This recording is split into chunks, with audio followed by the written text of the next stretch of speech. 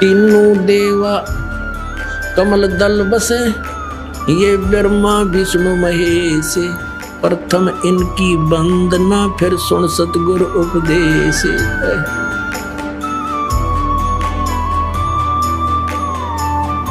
भाई जंगम दुखिया जोगी दुखिया, तपस्वी को दुख दूना हो। जंगम दुखिया जोगी दुखिया, तपस्वी को दुख दूना हो। आशा तृष्णा सबको व्यापे, कोई महल ना सुना हो। कोई महल ना सुना हो। तंदर सुखिया कोई ना देखा, जो देखा सो दुखिया हो। उदय अस्त की बात करते हैं, मन सबका किया विवेका हो। सबका किया विवेका हो। भाई साच कहूँ तो जग ना माने, पर झूठ कही ना जाई हो। साच कहूँ तो ये जग ना माने, पर झूठ कही ना जाई हो।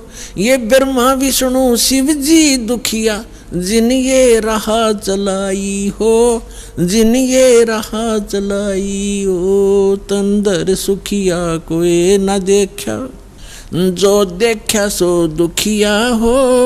उदय अस्त की बात करते हैं, मन सबका किया विवेका हो। सबका किया विवेका हो। सुरपति दुखिया भूपति दुखिया, रंक दुखी बपरीति हो। सुरपति दुखिया भूपति दुखिया, रंक दुखी बपरीति हो। कहे कबीर और सब दुखिया, एक संत सुखी मन जीती हो। संत सुखी मन जीती हो। तंदर सुखिया कोई न देखा, जो देखा सो दुखिया हो।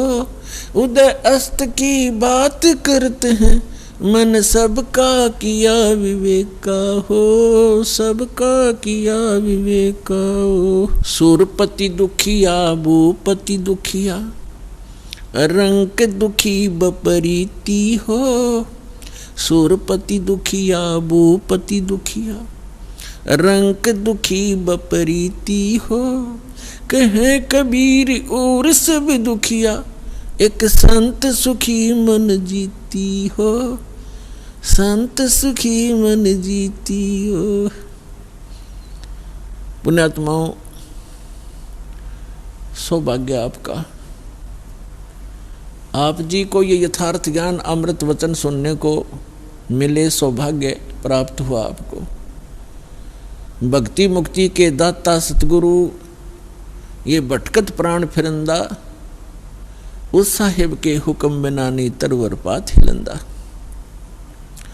उस परमात्मा कबीर भगवान की, अल्लाह अकबर की, उस महान परमेश्वर की आपके ऊपर असीम रजा है। और आप युगों युगों के बहुत पुण्यकर्मी प्राणी हो, जो ऐसे भाग दौड़ के जीवन से समय निकाल कर यहाँ परमात्मा के दरबार में पहुँच पाते हो। उस परमात्मा की रजा बिना आप यहाँ नहीं आ सकते। आप ये ज्ञान भी नहीं सुन सकते, आप तक ये पहुँच भी नहीं सकता। इस ज्ञान को आप तक पहुंचाने के लिए परमात्मा ने 600 वर्ष पहले प्रयत्न किए, और उन दुष्ट लोगों ने, स्वार्थी नकली गुरुओं ने अपनी रोजी रोटी को उत्तम मानते हुए, प्रथम मानकर अपने स्वार्थ को प्रधान मानते हुए कबीर भगवान उस धानक रूप जुलाहे को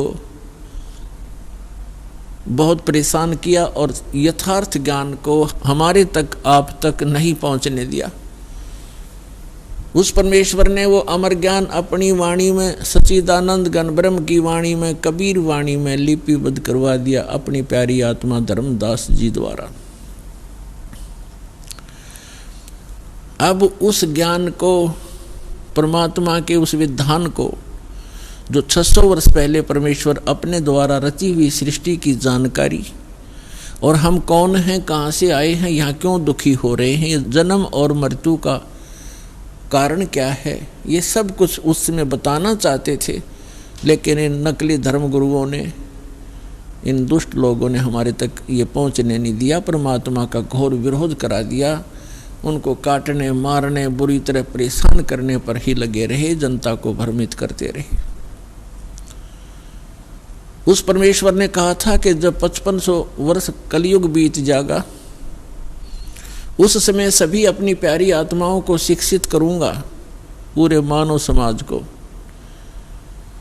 और सदग्रंथों को, ये सभी धर्म के धर्मी अपने धर्म ग्रंथों को सच मानते, और जिन गुरुओं को हम शास्त्रविद मानते थे वो अपने ही सदग्रंथों से अनभिज्ञ थे, अपरिचित थे, अज्ञानी थे। और हम उनको केवल संस्कृत भाषा जानने के कारण उन पर विश्वास किया करते थे कि सभी सदग्रंथ संस्कृत भाषा में हैं, और ये हमारे हिंदू धर्मगुरु संस्कृत भाषा पढ़े हैं, इन्होंने सदग्रंथों को ठीक ठीक जाना होगा, ये सही बता रहे। और उनकी एक दाल गलती रही उस समय कि कबीर जुलाहा है, धानक है, और उस समय संस्कृत पढ़ने का अधिकार केवल ब्राह्मण वर्ग को ही था। इसलिए आम आदमी को ये शंका नहीं बनी, ये विश्वास बना नहीं, ये शंका बनी रही कि कबीर जी अशिक्षित हैं, परमेश्वर कबीर जी अशिक्षित हैं, ये झूठ ही बोल रहे होंगे सदग्रंथों के बारे में। क्योंकि सदग्रंथ हमारे पवित्र वेद, पवित्र श्रीमद् भगवद गीता, पवित्र पुराण आदि आदि ये संस्कृत भाषा में लिपिबद्ध हैं। तो परमात्मा ने ये समय निर्धारित किया था, अपनी प्यारी आत्मा धर्मदास जी से बताया था। और धर्मदास जी ने जब पूछा, परमात्मा आज तो बहुत ही धार्मिक व्यक्ति हैं, इनके अंदर धार्मिकता है, बुराइयों की भी त्रुटि है, यानी कमी है, बुराइयां भी कम हैं, न्यून हैं। और 5500 वर्ष जब कलयुग बीतेगा, यानी आज से लगभग 600 वर्ष पश्चात, तो और आप बताते हो कलयुग में मानव की वृत्ति बहुत गिर जाएगी, इनके विचार मलिन हो जाएंगे, चरित्र ठीक रहे नहीं, अविश्वासी कृत घनी बन जाएंगे। तो तब कैसे समझाओगे मेरे मालिक? तब परमेश्वर ने कहा था कि उस समय सबसे पहले मैं इनको शिक्षित करवाऊंगा। परमात्मा कबीर जी कहते हैं, ये सब खेल हमारे किए, हमसे मिले सो निश्चय जिए। और फिर जब ये शिक्षित हो जाएंगे तब अपना दास भेजूंगा। तब तो कहा था मैं स्वयं जाऊंगा और उन सदग्रंथों के गूढ़ रहस्यों को जन साधारण को बताऊंगा। लेकिन स्वयं नहीं आए तो दास भेज दिया पुण्यात्माओं उस परम पिता ने।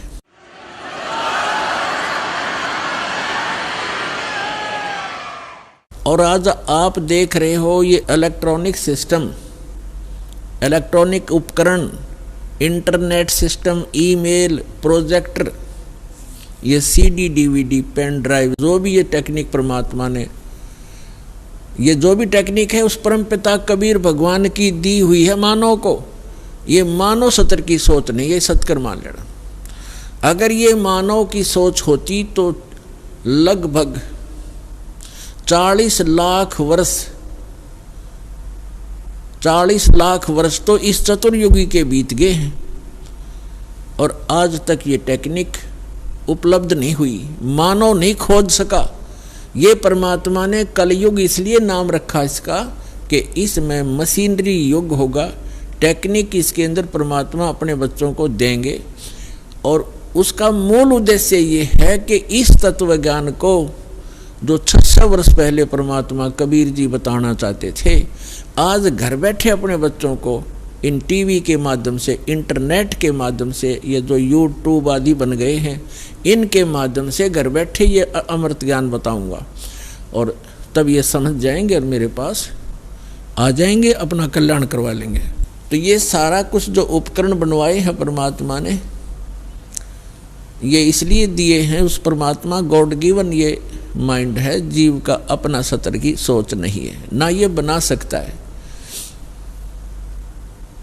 और जैसे अभी इस दास का जन्म हुआ किसान परिवार में, 50 वर्ष पहले जब हम 10-12 वर्ष के थे, हमारे यहाँ जो गेहूं की कनक को निकालते थे, उसमें से भूसा अलग और कणक अलग करने के लिए एक 50 मन गेहूं के लिए 1 महीना लगता था। उसके ऊपर बैल घुमाते रहते थे, एक छड़ा बांध के पीछे बैलों के उसको घुमाते रहते थे। कम से कम 1 महीने में जाकर 20 दिन में जाकर के वो बारीक होता था, तब उसको बरसा बरस गेहूं अलग और भूसा अलग करते थे। ऐसी टेक्निक थी उस समय। और उससे पहले तो और उस हमारे समय में तो ऐसे घुमाने वाली चारा काटने की मशीन हाथ से घुमाने वाली लग गई थी, जिसने गंडासा कहते हैं। और उससे पहले हमने देखे हमारे दादाजी हाथ से ऐसे काटा करते थे, ऐसे। और पीछे जाओगे तो क्या होगा? तो कहने का भाव ये है कि जो आज टेक्निक प्राप्त है ये गॉड कबीर गिवन है, ताकि आप अपने सदग्रंथों को इन प्रोजेक्टर और डीवीडी के माध्यम से रूबरू देख सकें, आंखों देख सकें, फिर मिला सकें अपने। आपके घर उपलब्ध होती हैं ये सभी सदग्रंथ। और दया करी परमात्मा ने के अनुवादित करवा दिया उन्हीं के द्वारा जिनको ज्ञान नहीं था। अनुवाद उनको भाषा आती थी, जैसा भी उन्होंने अनुवाद, जहां उनकी बुद्धि काम करना बंद कर गई वहां तो गलत कर दिया, और जहां साधारण अनुवाद थे उन्होंने कर दिए। कहाँ स्लिप करी उनकी बुद्धि? जैसे श्रीमद् भगवत गीता अध्याय नंबर 7 के मंत्र नंबर 18 में अनुत्तम गति शब्द है। गीता ज्ञान दाता अपने से अन्य परमात्मा के विषय में जानकारी देता है और अपने विषय में भी जानकारी देता है। लेकिन गीता अनुवाद करने वालों का दृष्टिकोण यही रहा कि श्री कृष्ण जो है ये सुप्रीम पावर हैं। श्री कृष्ण इज विष्णु, ये विष्णु जी को सुप्रीम पावर मानकर ये मानते रहे कि श्रीमद् भगवत गीता का ज्ञान श्री विष्णु जी ने दिया है श्री कृष्ण रूप में। श्री कृष्ण भी विष्णु ही थे, ये खुद मानते हैं हमारे धर्मगुरु। तो इन्होंने श्रीमद् भगवत गीता को ठीक से ना समझकर, क्योंकि उनको सृष्टि रचना का ज्ञान नहीं था, जिस कारण से उन्होंने श्री कृष्ण को ही मूल परमात्मा मान लिया। जबकि गीता अध्याय नंबर 15 के श्लोक 16 और 17 में 3 प्रभु बताए हैं, 3 पुरुष बताए हैं। एक सरपुरुष है ब्रह्म, जिसको सरब्रह्म भी कहा जाता है। सरब्रह्म ये केवल 21 ब्रह्मांड का स्वामी है। और दूसरा अक्षर पुरुष, इसको अक्षर ब्रह्म भी कहते हैं, इसको पर ब्रह्म भी कहते हैं। ये 7 संख्य ब्रह्मांड का स्वामी है, प्रभु है, पुरुष है, मालिक है। पुरुष कहो परमात्मा को। श्रीमद् भगवत गीता अध्याय नंबर 15 के श्लोक नंबर 16 में कहा कि 2 पुरुष हैं इस संसार में, पृथ्वी वाले लोकों में, और ये भी नाशवान और इनके अंतर्गत जितने प्राणी हैं वो भी नाशवान है। जीव आत्मा किसी की नहीं मरती, वो तो पशु पक्षी की भी नहीं मरती। श्रीमद् भगवत गीता अध्याय नंबर 15 के श्लोक नंबर 17 में तुरंत कहा है, उत्तम पुरुष है तू अन्य। पुरुष माने परमात्मा, प्रभु, स्वामी। उत्तम पुरुष यानी पुरुषोत्तम। पुरुषोत्तम तो इन दोनों से कोई भिन्न है। सरपुरुष और अक्षर पुरुष जो 16वें श्लोक में बताए, इनसे कोई भिन्न है, वो वास्तव में परमात्मा कहा जाता है। उत्तम पुरुष है तू अन्य परमात्मा इति उदाहरते, यह लोक तरम आविश्य विभर्ति अवय ईश्वर है। उत्तम पुरुष यानी पुरुषोत्तम, श्रेष्ठ भगवान, सही परमात्मा तो इन दोनों से कोई और है, अन्य है, और वही परमात्मा कहलाता है, वो परमात्मा कहा जाता है। और वही तीनों लोकों में प्रवेश करके सबका धारण पोषण करता है। श्रीमद् भगवत गीता अध्याय 15 के श्लोक नंबर 1 से लेकर 3 में एक विशेष विवेचन है, विवेश विवरण है कि उल्टा लटका हुआ ये संसार रूपी वृक्ष है। उल्टा लटका हुआ संसार रूपी वृक्ष जानो, जिसकी ऊपर को जड़ तो समझो मूल मालिक है, वो उत्तम पुरुष है, तू अन्य जो है वो तो है जड़ मूल, और उसके बाद जो जमीन से बाहर दिखाई देता है वो सारा पेड़ होता है। उसके फिर विभाग बताए हैं। अक्षर पुरुष जो तना है वो अक्षर पुरुष है, और उससे कोई मोटी डार निकलती है वो सरपुरुष समझो। और उस सरपुरुष के आगे जो 3 शाखा हैं, रजगुण ब्रह्मा, सतगुण विष्णु, तमगुण शिव जी, वो आगे शाखा हैं, वो देव हैं, ये तीनों ब्रह्मा विष्णु महेश हैं। और पात रूप संसार, उस परमेश्वर ने श्रीमद् भगवत गीता अध्याय नंबर 15 के श्लोक नंबर 1 में बताया है कि ऊपर उसी का विवरण अपनी सिंपल लैंग्वेज में सच्चिदानंद घन ब्रह्म की वाणी में कहा कि अक्षर पुरुष एक पेड़ है और सरपुरुष वाकी डार। सरपुरुष कहते हैं ज्योति निरंजन काल को, और इस काल के 3 पुत्र हैं, रजगुण ब्रह्मा, सतगुण विष्णु, तमगुण शिव जी। इस सरपुरुष के पुत्र हैं 3, ब्रह्मा विष्णु महेश। अक्षर पुरुष एक पेड़ है, सरपुरुष वाकी डार, और तीनों देवा शाखा हैं, ये पात रूप संसार। तो इस पूरे प्रकरण में ब्रह्मा विष्णु महेश की क्या स्थिति है, ये इस ब्रह्म के पुत्र हैं, और ब्रह्मा विष्णु महेश की माता दुर्गा है, अष्टंगी देवी। तो विष्णु जी कौन है? विष्णु जी एक ब्रह्मांड में एक विभाग के विभागीय मंत्री हैं, सतोगुण विभाग के, और ये 3 भाई हैं, तीनों का अलग अलग विभाग है। रजोगुण विभाग के मंत्री मालिक प्रभु स्वामी ब्रह्मा जी, और सतोगुण विभाग के स्वामी श्री विष्णु जी, और तमोगुण विभाग के स्वामी प्रभु श्री शंकर जी। ये एक ब्रह्मांड में केवल एक विभागीय मंत्री हैं, और इनका पिता जो ब्रह्म है सरपुरुष, वो एक ब्रह्मांड के अंदर मुख्य मंत्री का रोल करता है। ऐसे ऐसे 21 ब्रह्मांड हैं सरपुरुष के, जिसको ज्योत स्वरूपी निरंजन काल भी कहा जाता है, जिसके लोक में हम रह रहे हैं। और फिर है अक्षर पुरुष। अक्षर पुरुष के 7 शंख, नील पद्म शंख, 7 शंख ब्रह्मांड हैं। और फिर तीसरा रहा वो परम अक्षर पुरुष, उत्तम पुरुष तु अन्य, वो ओवरऑल कंट्रोलर है, असंख्य ब्रह्मांड इंक्लूडिंग सरपुरुष एंड अक्षर पुरुष, इन सब के ऊपर, और इसकी इनके अतिरिक्त जितने भी ब्रह्मांड हैं, पूरा विश्व है, पूरा संसार है, उन सब का मालिक है वो मूल मालिक है, वो संसार रूपी वृक्ष की जड़ है, मूल है, जहाँ से जैसे पूरे पेड़ को मूल से आहार प्राप्त होता है, ऐसे वो परमात्मा कबीर भगवान परम अक्षर पुरुष वो सबका पालनहार है। अब जैसे जिन महापुरुषों को परमात्मा मिले, उनमें से एक आदरणीय गरीबदास साहिब जी, गांव छुड़ानी, जिला झज्जर वाले हैं।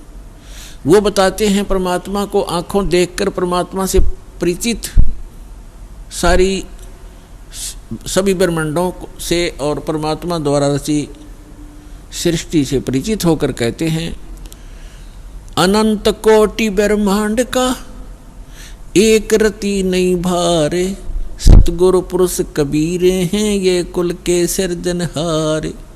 वो कबीर कौन है?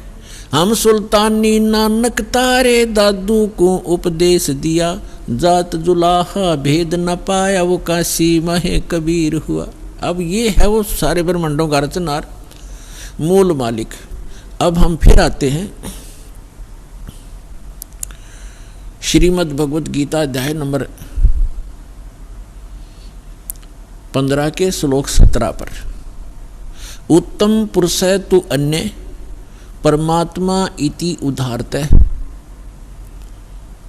ये लोकतरम आविश्य विभर्ति अवय ईश्वर है। उत्तम पुरुष तो कोई और है, पुरुषोत्तम तो कोई इन दोनों से अलग है, जो 16वें श्लोक में कहा है 15वें अध्याय के श्रीमद् भगवद गीता में। सपुरुष और अक्षर पुरुष से अन्य है, वो पुरुषोत्तम कहलाता है और उसको वास्तव में वो परमात्मा कहा जाता है। परमात्मा, परमात्मा माने श्रेष्ठ आत्मा। श्रेष्ठ आत्मा वही होता है जो किसी को दुख ना दे, किसी के बेटा बेटी की मृत्यु ना करे, कैंसर ना करे, किसी को रोग से युक्त ना करे, दुखी ना करे, उसको परमात्मा कहते हैं, श्रेष्ठ आत्मा, अच्छी आत्मा। और जो यहाँ हम देख रहे हैं बूचड़ खाना, किसी हॉस्पिटल में जाकर देख लो हाहाकार मची हुई है, और घर घर में देख लो कोई किसी रोग से दुखी, कोई किसी से दुखी, किसी की टांग कटी है, किसी का हाथ कटा है, कोई आंखों से अंधा है, कोई पैरालाइसिस से तड़प रहा है। तो जिस लोक में हम रह रहे हैं ये इस परमात्मा का लोक हो सकता है? ये तो कसाई आत्मा का लोक है, इस काल का लोक है जहाँ हम रह रहे हैं।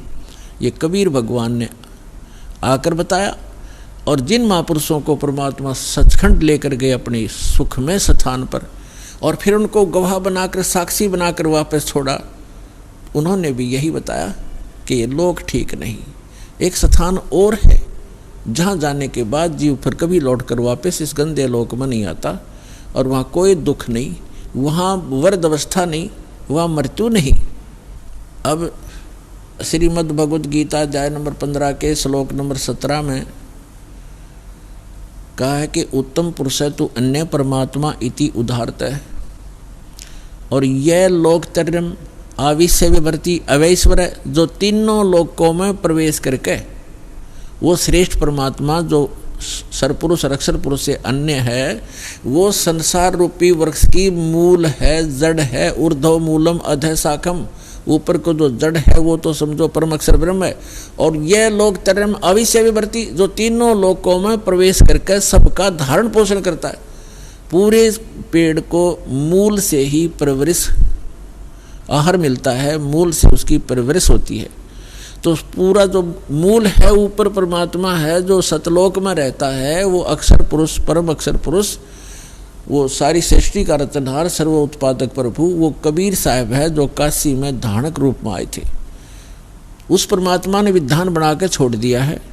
उस विधान अनुसार जो चलेगा उसको जैसा भी यहाँ का जो कर्तव्य है, लाभ है, उस अनुसार उसको मिलता रहेगा, उसी प्रकार उसका जन्म मृत्यु होता रहेगा।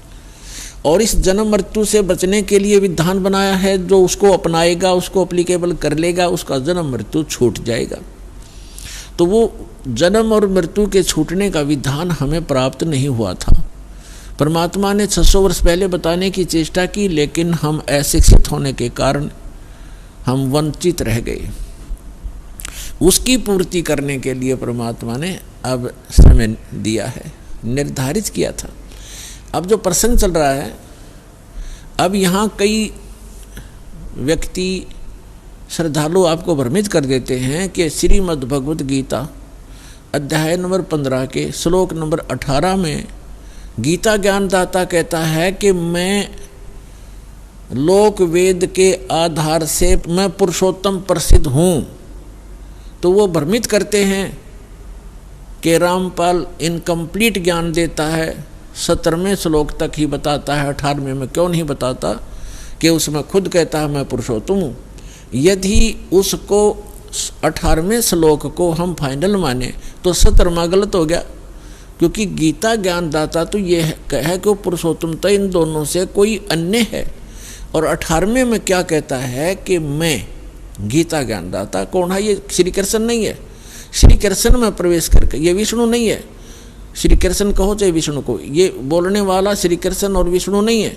इनके अंदर इनका पिता जो सरपुरुष है उसने प्रतिज्ञा कर रखी है, 7वें अध्याय के 24-25वें श्लोक में कहा है, वो खुद कहता गीता ज्ञानदाता कि मैं अपनी योग माया से छुपा रहता हूँ। ये बेबुद्धि मंदबुद्धि के लोग मुझे एज ए कृष्ण मान रहे होंगे, व्यक्ति रूप में प्राप्त खड़ा प्राप्त मान रहे होंगे। मैं कृष्ण नहीं हूँ, मैं व्यक्ति रूप में कभी नहीं आता। मैं अपने 4थे अध्याय के 9वें श्लोक में ये कहता है मेरे जन्म और कर्म दिव्य हैं, अब इसके कर्म दिव्य कैसे हैं कि ये सामने आता नहीं, इसने प्रतिज्ञा कर रखी है और ये किसी में प्रवेश करके अपना जो उल्लू सीधा वो कर जाता है। श्री कृष्ण में प्रवेश करके गीता का ज्ञान ये सत्पुरुष दे रहा है और ये कहता है कि मेरे अंतर्गत यानी 21 ब्रह्मांड में जितने भी प्राणी हैं उनसे मैं उत्तम हूँ, श्रेष्ठ हूँ, तगड़ा हूँ, मजबूत हूँ, ताकतवर हूँ। इसलिए लोक वेद में मैं पुरुषोत्तम प्रसिद्ध हो रहा हूँ। लोक वेद दंत कथा सुनी सुनाई बातें, इस कारण से मैं पुरुषोत्तम हूँ। 15वें अध्याय के 17वें श्लोक में स्पष्ट कर दिया कि उत्तम पुरुष है तू अन्य, वो तो कोई और है और वही वास्तव में अविनाशी है। दूसरे अध्याय के 17वें श्लोक में कहा है और दूसरे गीता अध्याय नंबर 2 के श्लोक 12 में, गीता अध्याय नंबर 4 श्लोक 5 और 9 में, गीता अध्याय 10 मंत्र 2 में ये स्पष्ट करता गीता ज्ञानदाता कि मेरे तो जन्म मृत्यु होते हैं, मैं अविनाशी नहीं हूँ। और दूसरे अध्याय के 17वें श्लोक में श्रीमद् भगवद गीता में कहा कि अविनाशी तो उसको जान जिसने सारे ब्रह्मांड की रचना की, जिसे सारा संसार व्याप्त है। उस अविनाशी को मारने के लिए कोई भी सक्षम नहीं है। और अपने विषय में कहता है कि मेरी तेरी जन्म मृत्यु होती रहती है, लेकिन 18वें अध्याय के 62वें श्लोक में कहा कि अर्जुन तू सर्वभाव से उस परमेश्वर की शरण में जा, उसकी कृपा से तू परम शांति को और सनातन परम धाम को प्राप्त होगा। और श्रीमद् भगवद गीता अध्याय नंबर 15 के श्लोक नंबर 1 से 4 का आशय ये सारांश है कि उल्टा लटका हुआ संसार रूपी वृक्ष है, ऊपर को पूर्ण परमात्मा है, वो सबका धारण पोषण करने वाला, जिससे सबकी उत्पत्ति हुई है। सर्व उत्पादक प्रभु है, ऊपर सतलोक में रहता है, वो संसार रूपी वृक्ष की जड़ है। और अक्षर पुरुष ये तना है, सरपुरुष ये काल जो गीता का ज्ञान दे रहा है श्री कृष्ण में प्रवेश करके, ये एक शाखा है, एक मोटी डार है। आगे 3 शाखा है, ब्रह्मा विष्णु महेश समझो, और पात रूप संसार। तो ये स्वयं बताना चाहता है। फिर गीता अध्याय नंबर 15 के श्लोक नंबर 1 से 4 का सारांश है कि उल्टा लटका हुआ संसार रूपी वृक्ष है और जो इन सभी विभागों को बताता है। जैसे चौथे अध्याय के 32 और 34 श्लोक में बताया है कि सच्चिदानंद घन ब्रह्मणे यानी ब्रह्मणे मुखे, ब्रह्मणे माने सच्चिदानंद घन ब्रह्म के मुख से उच्चरित वाणी में ये तत्व ज्ञान विस्तार से कहा गया है। जो यज्ञों के बारे में, यज्ञ माने धार्मिक अनुष्ठानों के विषय में जो जानकारी है विस्तार से कही गई है। और चौथे अध्याय के 34वें श्लोक में कहा कि उस ज्ञान को तत्वदर्शी संतों से जाकर समझ। गीता ज्ञानदाता कहता मैं नहीं जानता उस तत्व ज्ञान को, नहीं तो एक अध्याय और लिख देता 19वां कि वो तत्व ज्ञान ये सुन ले, इसमें लिखता हूँ। वो तत्व ज्ञान से परिचित नहीं है। चौथे अध्याय के 34वें श्लोक में गीता जी में कहा है कि उस ज्ञान को जो सच्चिदानंद घन यानी परम अक्षर ब्रह्म अपने आप अपने मुख कमल से बोलता है आकर के, उसकी अमृतवाणी में लिपिबद्ध किया जाता है, कबीर वाणी में, वो तत्व ज्ञान है। चौथे अध्याय के 34वें श्लोक में कहा गीता जी में, उस ज्ञान को तू तत्वदर्शी संतों के पास जाकर समझ। उनको दंडवत प्रणाम करने से, कपट छोड़कर नम्रतापूर्वक प्रश्न करने से वो तत्वदर्शी संत तुझे तत्व ज्ञान का उपदेश करेंगे। इसे सिद्ध होगा। यहाँ गीता अध्याय नंबर 15 के श्लोक नंबर 1 में वो भी कंसेप्ट क्लियर कर दिया कि वो तत्वदर्शी संत वो होगा जो उल्टे लटके हुए संसार रूपी वृक्ष के सभी विभाग बता देगा। जैसे परमेश्वर स्वयं आते हैं, वो तत्वदर्शी संत की भूमिका भी करते हैं। भगवान तो वो होते ही होते हैं। कबीर साहब कहते हैं अक्षर पुरुष एक पेड़ है, सरपुरुष वा की डार, निरंजन वा की डार और तीनों देवा शाखा हैं, ये पात रूप संसार। तो जड़ कौन है? वो जड़ की ऑप्शन छोड़ गया परमात्मा, क्योंकि अपने इस दास को भेजा है कि जड़ ये कबीर साहब है, वो अल्लाह अकबर है, वो परम अक्षर ब्रह्म है जो जड़ है उस सारे संसार की। तो यहाँ ये भी बताया कि उस उल्टे लटके हुए संसार रूपी वृक्ष के सभी विभागों से जो परिचित है, स वेदविद, वो वेद के तात्पर्य को जानने वाला अर्थात तत्वदर्शी संत है। उसके पश्चात परमेश्वर के चौथे अध्याय के 4 श्लोक में लिखा है, तत्वदर्शी संत की प्राप्ति के उपरांत परमेश्वर के उस परम पद की खोज करनी चाहिए जहाँ जाने के बाद साधक लौटकर कभी संसार में नहीं आते। और जिस परमेश्वर ने सारे ब्रह्मांडों की रचना की है और केवल उसी की भक्ति करो। गीता ज्ञानदाता अपने से अन्य उस पुरुषोत्तम परम अक्षर ब्रह्म की भक्ति करने के लिए कहता है, जिससे आपकी जन्म और मरण छूटेगा। 7वें अध्याय के 29वें श्लोक में गीता ज्ञानदाता कहता है कि मेरे इस ज्ञान का जो आश्रय कर लेता है, यानी तत्वदर्शी संत की जो खोज कर लेता है और तत्व ज्ञान से जो परिचित हो जाता है, जरा मरण मोक्षाय यतन माम आश्रित यतंती ते ये तत्ब्रह्म विदु कृष्णम अध्यात्म अखिल च कर्मम कर्मम च अखिलम। इसका अर्थ ये है, गीता ज्ञानदाता कहता है कि मेरे इस ज्ञान को जो आधार मान के तत्वदर्शी संत की खोज कर लेता है, वो व्यक्ति केवल वो उस तत्ब्रह्म से और सारे आत्म ज्ञान से और सभी कर्मों से परिचित हैं, जो जरा और मरण से छूटने के लिए ही प्रयत्न करते हैं। जरा माने वृद्धावस्था का दुख और मरण माने मृत्यु। इस बुढ़ापे के दुख और मृत्यु के दुख से जो छूटने के प्रयत्न कर रहे होते हैं, वे उस तत्ब्रह्म से परिचित हो चुके हैं और मेरे इस ज्ञान का आश्रय कर लिया उन्होंने तत्वदर्शी संत की खोज कर ली है। वो तत्ब्रह्म से परिचित हैं, सारे आत्म ज्ञान से परिचित हैं और यहाँ सब कर्मों से परिचित हैं। वो यह संसार की किसी वस्तु की इच्छा नहीं करते, वो केवल जरा माने वृद्धावस्था के दुख से और मरण माने मृत्यु से छूटने का ही प्रयत्न करते हैं। अब श्रीमद् भगवद गीता अध्याय नंबर 8 के श्लोक नंबर 1 में अर्जुन ने पूछा, किम तत्ब्रह्म किम अध्यात्म किम कर्म पुरुषोत्तम। अब गीता ज्ञानदाता तो श्री कृष्ण ने पुरुषोत्तम मान रहा था, जय विष्णु, और ये तो कहता पुरुषोत्तम कोई और है। फिर भी जो ये तो अर्जुन की सोच है, किम पुरुषोत्तम। अब यहाँ अर्जुन ने पूछा कि वो तत्ब्रह्म क्या है, वो कौन है जिसके जानने के बाद केवल जरा और मरण से छूटने का ही प्राणी प्रयत्न करता है साधक, और कोई वस्तु की डिमांड इस लोक की नहीं करता। इसका भाव ये है।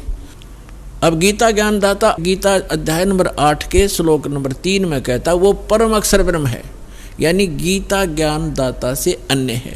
इसलिए 8वें अध्याय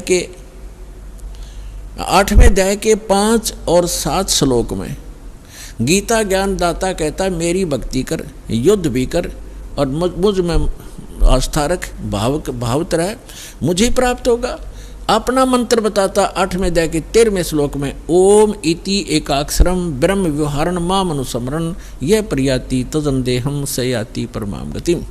मुझ ब्रह्म का केवल एक ओम अक्षर है, नथिंग एल्स, इसके अतिरिक्त कुछ नहीं। उच्चारण करके स्मरण करता हुआ यह प्रयाति तदंदेहम, जो शरीर छोड़कर जाता है, सयाति परमाम गतिम, वो ओम से मिलने वाली परम गति को प्राप्त होता है। ओम से क्या प्राप्ति होती है? ब्रह्मलोक मिलता है, क्योंकि ये ब्रह्म का मंत्र है। और गीता अध्याय नंबर 8 के श्लोक नंबर 16 में कहा है कि ब्रह्मलोक पर्यंत ये सभी लोक पुनरावर्ती में, उनके वहाँ जाने के बाद भी लौटकर जन्म मृत्यु में प्राणी आते। ये वो स्थान नहीं है जहाँ जाने के बाद साधक फिर लौट कर कभी नहीं आते। 15वें अध्याय के जो 4थे श्लोक में कहा है। तो इस ब्रह्म की साधना करने से भी ब्रह्मलोक प्राप्त होता है। ब्रह्मलोक में गए हुए प्राणी भी पुनर्वर्ती में होते हैं, जन्म मृत्यु होता है।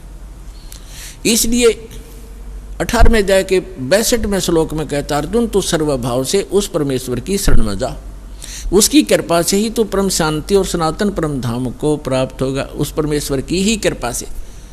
और उसका मंत्र बता दिया 17वें अध्याय के 23वें श्लोक में कि ओम तत् सत इति निर्देश है ब्रह्मण त्रिविध समर्थ है।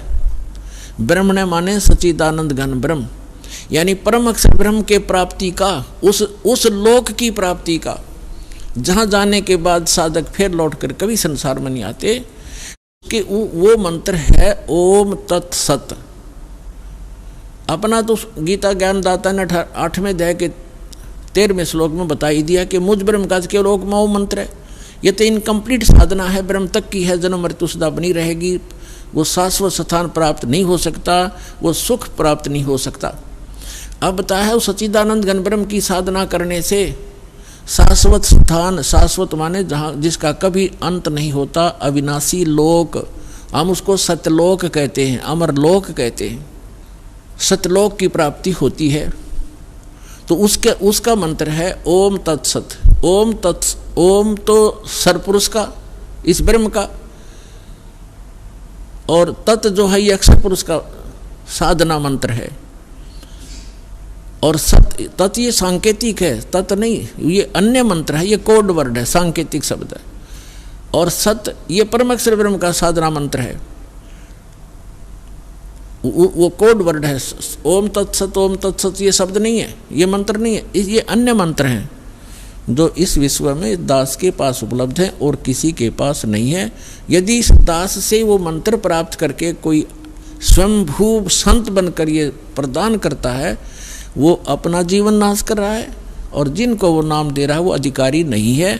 जैसे अनअधिकारी से बनवाया हुआ लाइसेंस या पासपोर्ट समय पर धोखा देगा और दंडित होना पड़ेगा, तो उस व्यक्ति को ऐसा समझ लेना, यदि कोई ऐसा जालिम व्यक्ति ऐसे जागरूक समय में भी ये प्रयत्न कर रहा हो, तो वो उसको भी प्रार्थना करना कि अपना जीवन नाश ना करे, भगवान का द्रोही है तू, और इन जीवों का नाश मत कर, काल के दूत का काम मत कर। और वो नहीं माने तो अन्य भाई बहनों को जरूर बताने की चेष्टा करना, झगड़ा नहीं करना, क्योंकि ये मार्ग झगड़े का नहीं है। हमारा फर्ज है बताने का, समझाने का, और ना माने कुएं में पड़े तो भाई जानबूझ। परमात्मा फिर कहते हैं कि जानबूझ साची तजय करे झूठते ने, ताकि संगत है प्रभु सोपन में बिना दे। और फिर परमात्मा कहते हैं कर दीपक कुएं पड़े फिर काहे की कुसलात, हाथ में दीपक टॉर्च ले रहा है और फिर कुएं में गिरने लग रहा है, तो वो होश में नहीं है, वो व्यक्ति कोई शराब वगैरह पी रखी है उसने, तो वो मूर्ख है, वो फिर अपनी करनी आप पावेगा, आप निर्दोष हो जाओगे। उनको एक बार प्रार्थना अवश्य करना कि ये व्यक्ति जो आप गुरु बनाए बैठे हो, ये गुरु ठीक नहीं है, ये अधिकारी नहीं है। तो इस तरह का अगर कोई स्वयंभू संत बनेगा तो उसको अनधिकारी है, वो डुप्लीकेट जाली लाइसेंस और पासपोर्ट बना रहा है, क्योंकि इस मंत्र के आधार से ये हमारा यहाँ का पासपोर्ट है, जिसके आधार से हम सवलोक जाएंगे, सतलोक जाएंगे। और इसका पता चलेगा जब मृत्यु के बाद जब जाएंगे प्लेटफार्म पर इसको लेकर के, वो सुविधा तो मिलेगी नहीं, सजा और मिलेगी, दंडित कर दिए जाएंगे। तो जो प्रसंग चल रहा है उसी पर आते हैं कि उस सच्चिदानंद घन ब्रह्म के पाने का इस 3 मंत्र के जाप का प्रावधान है, निर्देश है, डायरेक्शन है, नथिंग एल्स। निर्देश माने फाइनल फैसला है, आदेश भी और निर्देश यानी ये दिशा भी दे दी। अब उस परमात्मा की भक्ति से पूर्ण मोक्ष होगा और शाश्वत स्थान प्राप्त होगा, जहाँ जाने के बाद साधक फिर लौटकर कभी संसार में नहीं आते। अब जो प्रसंग चला था कि 7वें अध्याय के 18वें मंत्र में गीता ज्ञान दाता कहता है, वैसे तो ये प्रकरण चलता है 7वें अध्याय के प्रथम मंत्र से ही, और उसमें कहता है गीता ज्ञान दाता कि अर्जुन मैं तुझे ऐसा ज्ञान सुनाऊंगा जिसके जानने के बाद कुछ भी जानना शेष नहीं रहेगा। तो गीता अध्याय नंबर 7 के श्लोक नंबर 12 से लेकर 15 तक स्पष्ट कर दिया है, इन तीनों गुण रजगुण ब्रह्मा सतगुण विष्णु तमगुण शिव जी की जो साधना करते हैं, वो राक्षस स्वभाव को धारण किए हुए मनुष्यों में नीच दूषित कर्म करने वाले मूर्ख हैं। अपने आत्माओं ये दास नहीं कह रहा, अपने सदग्रंथ और इनमें लिखा इतिहास कह रहा है। तीनों गुण रजगुण ब्रह्मा सतगुण विष्णु तमगुण शिव जी हैं। ये बहुत बार प्रमाणित भी किया, और वैसे भी आप श्रीमद् देवी भागवत सचित्र मोटा टाइप 3रा स्कंद 123 पृष्ठ गीता प्रेस गोरखपुर से प्रकाशित में पढ़ सकते हैं, जिसमें स्वयं विष्णु जी स्वीकार करते हैं अपनी माता की स्तुति करते हुए कि तुम शुद्ध स्वरूपा हो, ये सारा संसार तुम्ही से उद्भासित हो रहा है। मैं ब्रह्मा और शंकर यानी विष्णु जी कह रहे, हम तीनों नासवान हैं, हमारी जन्म मृत्यु होती है, तुम ही नित्य हो। फिर भगवान शंकर कहते हैं कि यदि ब्रह्मा जी आपके पुत्र हैं तो मैं भी आपका पुत्र हूँ, मैं तमोगुण हूँ, तीनों गुणों से उत्पन्न हम ब्रह्मा विष्णु महेश रजगुण ब्रह्मा सतगुण विष्णु तमगुण शिव जी केवल नियमित कार्य ही करते हैं। और मार्कंडेय पुराण गीता प्रेस गोरखपुर से प्रकाशित सचित्र मोटा टाइप के 123 पृष्ठ पर कहा है, मार्कंडेय जी बता रहे हैं कि यही 3 देवता हैं और यही 3 गुण हैं, और ये ब्रह्म की प्रधान शक्तियां हैं। ब्रह्म माने सर्वपुरुष इस काल की, ये प्रधान शक्तियाँ हैं, ये तीनों इसके मंत्रियाँ हैं, और यही तीन देवता हैं, यही तीन गुण हैं, रजगुण ब्रह्मा, सतगुण विष्णु, तम गुण शिव जी। और एक मुंबई से प्रकाशित है एक खेमराज श्री कृष्णदास प्रकाशन मुंबई से, उसके तीसरे स्कंद में लिखा है, शंकर भगवान खुद कहते हैं कि यदि आप हमारे ऊपर दया युक्त हैं, हे माता मुझे तमोगुण क्यों बना दिया, विष्णु जी को सतोगुण क्यों बना दिया, ब्रह्मा जी को रजोगुण क्यों बना दिया। इति सिद्धम रजगुण ब्रह्मा सतगुण विष्णु तम गुण शिव जी है। तो श्रीमद् भगवद गीता अध्याय नंबर 7 के श्लोक 12 से लेकर 15 का निष्कर्ष ये है कि गीता ज्ञानदाता ये सरपुरुष है, ब्रह्म है, और ये कह रहा है कि इन तीनों गुणों रजगुण ब्रह्मा सतगुण विष्णु तम गुण शिव जी की जो साधना करते हैं, इनको इष्ट रूप में पूजते हैं, ये राक्षस स्वभाव को धारण किए हुए मनुष्यों में नीच दूषित कर्म करने वाले मूर्ख, ये मुझे नहीं भजते, यानी ब्रह्म साधना भी नहीं करते। अब यहाँ थोड़ा सा निष्कर्ष देना पड़ेगा कि तीनों गुणों के उपासक यानी ब्रह्मा जी, विष्णु जी, शिव जी के उपासकों को राक्षस स्वभाव का क्यों कहा, दूषित यानी बुरे कर्म करने वाला मूर्ख और नीच क्यों कहा। जैसे रजगुण ब्रह्मा की साधना की थी, तपस्या पूजा की थी हिरण्यकशिपु ने, और ऐसा दुर्बुद्धि प्राणी स्वयंभू भगवान बन गया, अपने पुत्र प्रहलाद का शत्रु बन गया, ऐसे कैर ढाए उस प्यारी आत्मा पर, कुत्ते वाली मौत मारा गया, असुर स्वभाव राक्षस कहलाया। कहते हिरणाकुश छाती तड़वाई और ब्राह्मण बाणा कर्म कसाई। ब्राह्मण माने भक्त, कर्म तो दिखे तो भगत साधना करता, और ऐसे कर्म करे, कैर तोल दिया उस बालक के ऊपर, अपने पुत्र पर, इन मान बढ़ाई के भूख्यान। तो इससे दुष्ट और कौन होगा, नीच दूषित कर्म करने वाला मूर्ख, या जल्लाद के काम करे, उसने अपने पुत्र का दुश्मन बन बैठा और अपनी अंत में दुर्गति को प्राप्त हुआ, राक्षस कहलाया। कहते हिरणाकुश छाती तुड़वाई और ब्राह्मण बाणा और कर्म कसाई।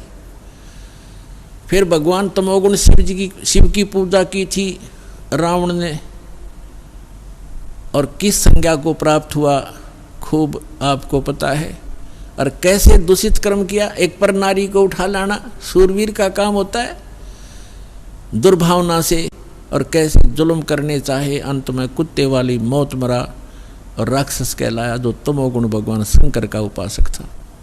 एक भस्मागिरी नाम का शिव का उपासक, तमोगुण शिव का साधक, अंदर में दोष लिए हुए भगवान शिव के महल के सामने कैलाश पर्वत पर ऊपर को सिर नीचे को पैर करके सिरासन पर 12 वर्ष तक तपस्या करता रहा, हठ योग करता रहा। उसने वहाँ पर धरना दे दिया। एक दिन पार्वती जी ने कहा कि जी आप तो महादेवों के देव हैं, महापुरुष हो, आपके घर में किस वस्तु की कमी है, क्या मांगता है आपका पुजारी, इसको देव और फारिग करो। 12 वर्ष के बाद भगवान शिव ने कहा कि मांग भी भस्मागिरी क्या मांगता है। ये गिरिपुरी नाथ होगड़न, ये 10 ये सन्यासी जितने हैं ये भगवान शिव के उपासक हैं, 10 नामी वगैरह। तो जब भगवान शिव ने कहा कि मांग क्या मांगता है भस्मागिरी, तो ऐसे ही उसी पोजीशन में उसने कहा कि भगवान पहले वचनबद्ध हो तब मैं मांगूं। भगवान शंकर ने कहा सोचा ले मांग लेगा जो मांगेगा, भगत है क्या मांगेगा, ये कोई सिद्धि ले लेगा छोटी मोटी। तो उसने कहा ठीक है भाई मैं वचनबद्ध हो गया। भगवान शिव ने कहा तो भस्मागिरी खड़ा हो गया और कहा अपना भस्म कंडा मुझे दे दो, जो हाथ में भगवान शिव ने पहन रखा था। उस घड़े के उस कड़े में ऐसी शक्ति थी कि जिसके सिर पर ऐसे करके भस्म कह दिया, बोल दिया, तो वो ऑटोमेटिक उसको फूंक देता था।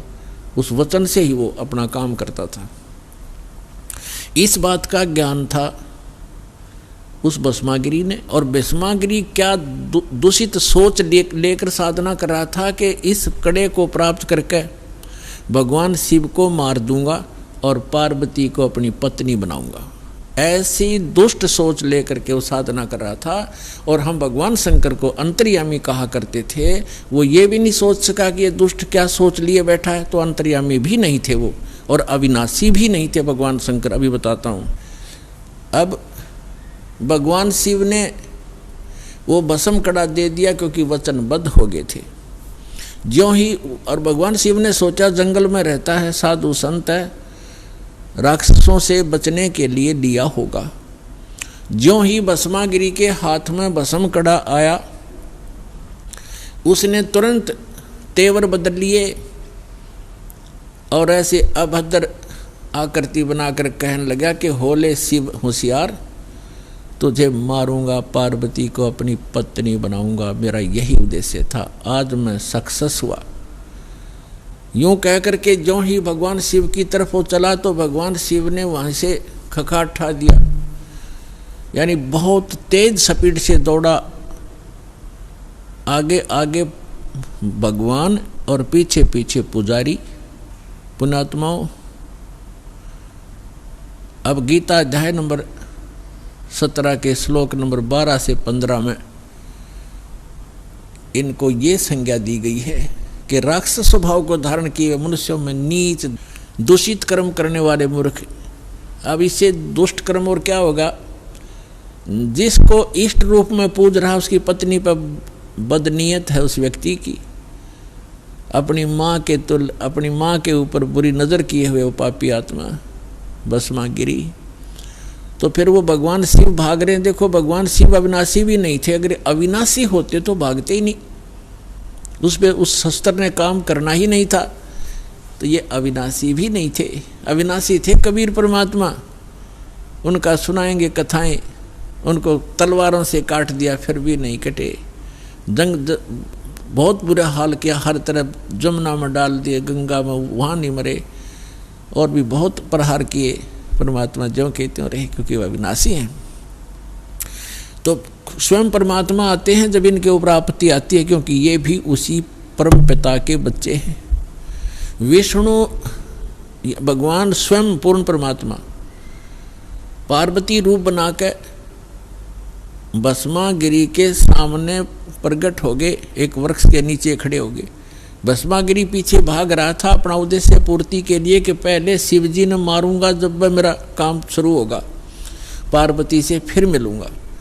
तो पार्वती सामने खड़ी है, उसने कहा कि डट जा महात्मा जी, आ जा 2 मिनट बैठो। अब वो तो उद्देश्य ये लेकर चल रहा था, उन्हें सोचा चल ठीक है 2 बात कर लेते हैं पहले ही। तो उसने कहा कि आप रुक जाओ।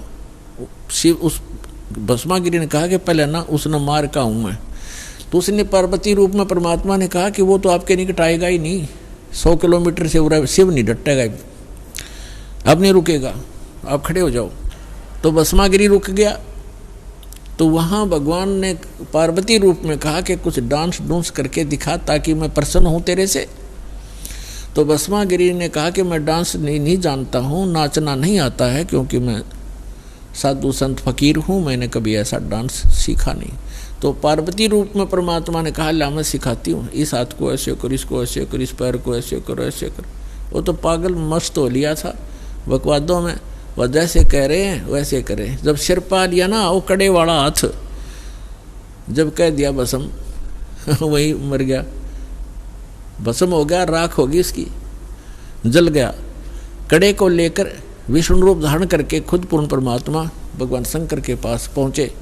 शंकर जी ने कहा कि भाग ले विष्णु, आ जा जल्दी। भगवान विष्णु ने कहा कि रुक जा, जिस भय से आप भाग रहे हो वो मैंने नाश कर दिया है, भस्मागिरी को मैंने भस्म कर दिया है गंडत नाच नचा के, और देख ये कड़ा मेरे पास है। तब भगवान शिव कुछ रुके और कहा कहाँ जलाया आपने? उस राख को देख लिया जब दिल की धड़कन शांत हुई, उस शंकर भगवान की भस्मागिरी की राख को देख करके अपने आत्माओं। उसके बाद वो भस्मा असुर कहलाया, राक्षस। तो ये बताया है कि ये राक्षस स्वभाव को धारण किए हुए मनुष्यों में नीच दूषित कर्म करने वाले त्रिगुण उपासक, रजगुण ब्रह्मा सतगुण विष्णु तम गुण शिव जी के उपासक।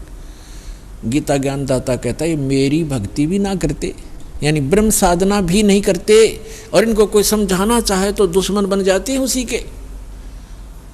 अब रह गया तीसरा वैष्णव उपासक विष्णु जी के उपासकों का एक उदाहरण देते हैं। कुंभ का मेला भरा था। कुंभ का एक ऐसा संयोग हर की पैड़ी हरिद्वार में और गंगा नदी के किनारे संयोग हुआ। उस कुंभ के पर्व में पर भी का कोई समय निर्धारित किया जाता है। उस निर्धारित समय में स्नान करना होता है। वो 1 घंटे की या आध घंटे की ही होती है या 2 घंटे का समय होता है। ये सभी अब वहाँ जाकर के जहाँ पर भी लगती है जिस भी सरोवर में, उस समय वो हर की पैड़ी हरिद्वार में लगी हुई थी। तो सभी जैसे गिरी अलग पुरी न्यारे, नागा अलग से, कनपाड़े अलग, नाथ न्यारे, वैष्णु अलग से, सन्यासी अलग से, दशनामी अलग से, ये वहाँ अपने अपनी जमात में, अपने ग्रुप में, समूह में पहुँच जाते हैं। इन सब का एक ओवरऑल मुखिया होता है। आइए अब हम उन श्रद्धालुओं के अनुभव जानते हैं जो जगत गुरु तत्वदर्शी संत रामपाल जी महाराज जी से दीक्षा प्राप्त कर चुके हैं तथा उनके द्वारा बताए गए भक्ति मार्ग पर चल रहे हैं। नमस्कार सर। नमस्कार सर जी। सर क्या नाम है आपका? सर जी मेरा नाम तरुण दास है। तरुण जी आप कहाँ से हैं? सर जी मैं ग्राम इटार, तहसील खैरागढ़, जिला राजनांदगांव, छत्तीसगढ़ से हूँ। तरुण जी क्या काम करते हैं आप? सर जी मैं ग्राम पंचायत सचिव हूँ। तरुण जी संत रामपाल जी महाराज से नाम दीक्षा लेने से पहले आप क्या भक्ति साधनाएं करते थे? सर जी मैं सदगुरु रामपाल जी महाराज जी की शरण में आने से पहले दामाखेड़ा पंथ से जुड़ा हुआ था और उसके साथ ही साथ मैं तंत्र मंत्र जादू टोना से प्रभावित होने के कारण हनुमान जी की भी साधना किया करता था और हफ्ते में 2-2, 3-3 उपवास रहा करता था। सर जैसा कि आपने बताया कि आप दामाखेड़ा पंथ से जुड़े हुए थे, दामाखेड़ा पंथ वाले भी कबीर साहब जी को मानते हैं और संत रामपाल जी महाराज भी कबीर साहब जी को मानते हैं। फिर आप दामाखेड़ा पंथ को छोड़कर संत रामपाल जी महाराज के पंथ में क्यों आए? क्या कारण रहा?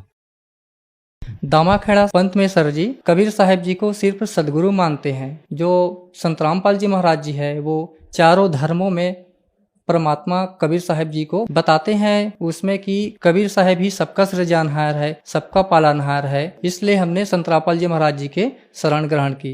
सर संत रामपाल जी महाराज से जुड़ने के बाद आपको क्या लाभ मिले?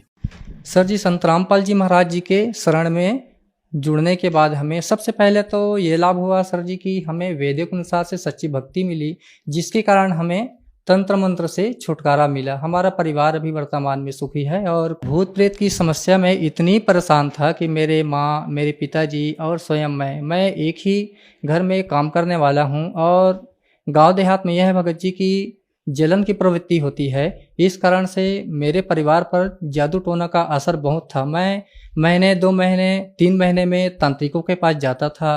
कुछ दिन वो ठीक रहते थे, इसके बाद फिर जस का तस वैसी ही जो व्याधि थी हमें घेरे ही रहता था। इस कारण मैं मानसिक परेशानी से बहुत परेशान रहता था। ये समस्या जो है मैं 8 से 10 साल इसको झेला हूँ मैं। इसके बाद में भगत जी मैं सदगुरु रामपाल जी महाराज जी के जो चैनल है साधना चैनल में एक दिन कार्यक्रम देखते देखते परम संत सदगुरु रामपाल जी महाराज जी बता रहे हैं कि ये जो कबीर परमात्मा है सबका सृजनहार है, सबका पालनहार है।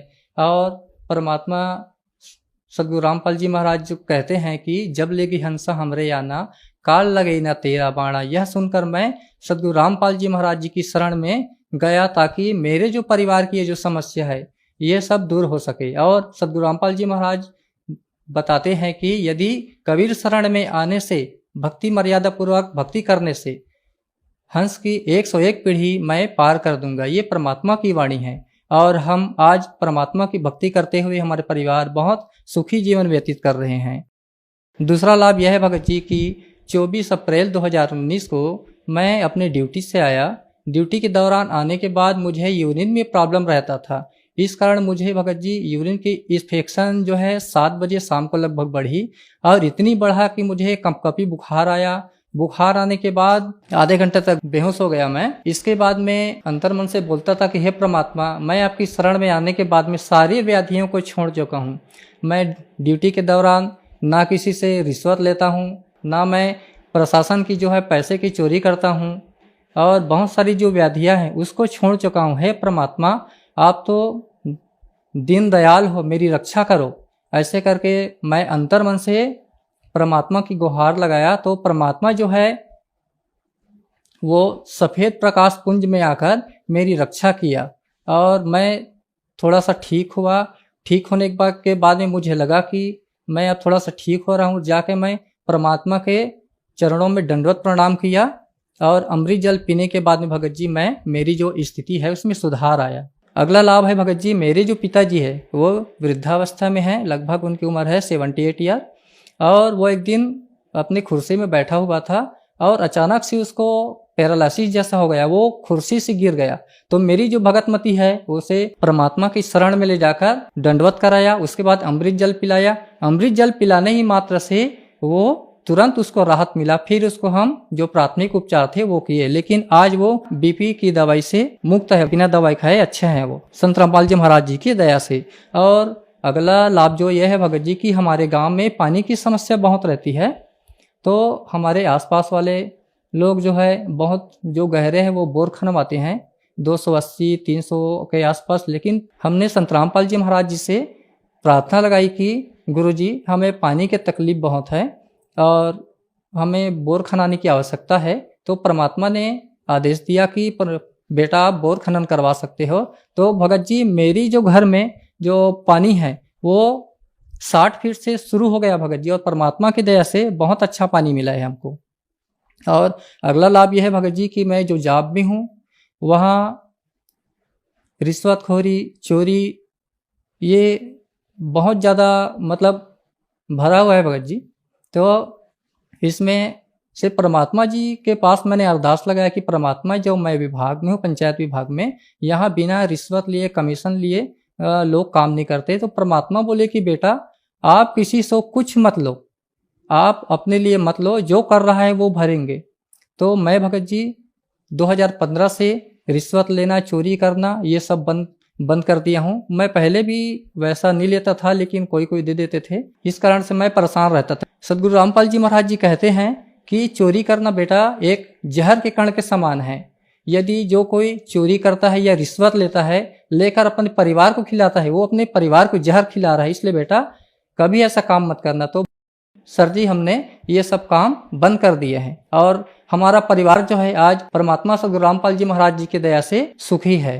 सर, संत रामपाल जी महाराज से नाम दीक्षा लेने के बाद आपको बहुत सारे लाभ मिले। सर, आप एक पढ़े लिखे व्यक्ति हैं और ग्राम सचिव के पद पर कार्यरत हैं। और संत रामपाल जी महाराज के बारे में ये भी कहा जाता है कि उनसे श्रद्धालु अंधश्रद्धा के तहत जुड़ते हैं। तो क्या ये बातें सही हैं?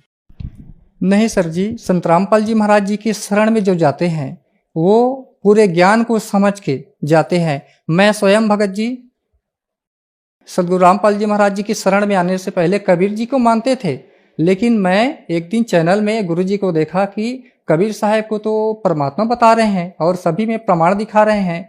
तो मैं भी पढ़ा लिखा हूँ, अपने वेदों में देखा, तो मैं पढ़ लिख के गया हूँ। और जो यहाँ भी आते हैं सदगुरु रामपाल जी महाराज जी की शरण में, पढ़ा लिखा हुआ आदमी आते हैं। मेरी भी पहचान वाले हैं, वकील है, पुलिस है, बटालियन में हैं। ये सब मेरे भाई लोग सब पढ़े लिखे हैं, सभी ग्रंथों में मिलान करते हैं। ये सभी लोग प्रमाण देखकर ही सदगुरु रामपाल जी महाराज जी के शरण में आए हैं। सर, बहुत सारे कबीर पंथी अभी भी दावा खेड़ा पंथ में जुड़े हुए हैं, उनके लिए आप क्या कहना चाहेंगे? सर, मैं जो दामा खेड़ा पंथ में जुड़ा हुआ है वो भी परमात्मा के अंश धर्मदास जी के वंशज है। लेकिन कबीर सागर में कहा गया है परमात्मा कबीर जी द्वारा कि छठे जो पीढ़ी आएगी उसमें बेटा काल घुस जाएगा।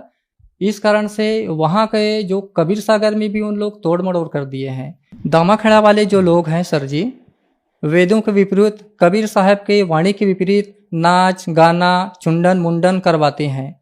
ये सब कबीर साहब जी के वाणी के विपरीत है। परमात्मा कबीर साहब जी कहते हैं, मूड मुड़ाए हरि मिले तो सब कोई लय मुड़ाए, बार बार के मूड़ते भेड़ न बैकुंठ जाए। और समाजों में भी यह प्रचलित है भगत जी कि सर जी की जो भी कोई आदमी खत्म हो जाता है तो मूड मुड़वाते हैं, और मूड नहीं मुड़वाए तो छुआ नहीं उतरते हैं। दामा खेड़ा पंथ में जो लोग जुड़े हुए हैं, मैं उन लोगों से ये कहना चाहता हूँ कि आप लोग शिक्षित हैं, पढ़े लिखे हुए हैं, आप लोग प्रमाणों को मिलाइए। मिलाने के बाद में आप तर्क कीजिए क्या सही है क्या गलत है। उसके बाद में आप लोग को पता चल जाएगा कि संत रामपाल जी महाराज जो ज्ञान बता रहे हैं यह कबीर साहब जी के वाणी के अनुरूप है और इसी कारण उनके जो भक्तों को 100% लाभ प्राप्त हो रहा है। संत रामपाल जी महाराज से नाम दीक्षा कैसे ली जा सकती है? परम संत गुरु रामपाल जी महाराज जी से नाम दीक्षा इस प्रकार ले सकते हैं। भगत जी के विभिन्न चैनलों में कार्यक्रम आती है, उसके नीचे पट्टी फ्लैश होते रहते हैं, उसमें जो नंबर आते रहते हैं उसमें फ़ोन लगाकर अपने जिला राज्य का पता कर सकते हैं कि कहाँ नामदान केंद्र है, वहाँ जाके सदगुरु रामपाल जी महाराज जी से नाम दीक्षा ले सकते हैं। धन्यवाद सर। सत साहेब। अगर आप ये वीडियो YouTube पर देख रहे हैं तो हमारे चैनल को सब्सक्राइब करें और बेल आइकन को दबाना ना भूलें। अगर आप Facebook पर ये वीडियो देख रहे हैं तो हमारे पेज को लाइक करें। सत साहिब सभी भक्तों को, जिनको भी ये वीडियो पसंद आया हो तो वीडियो को लाइक और चैनल को सब्सक्राइब करके जरूर जाएं।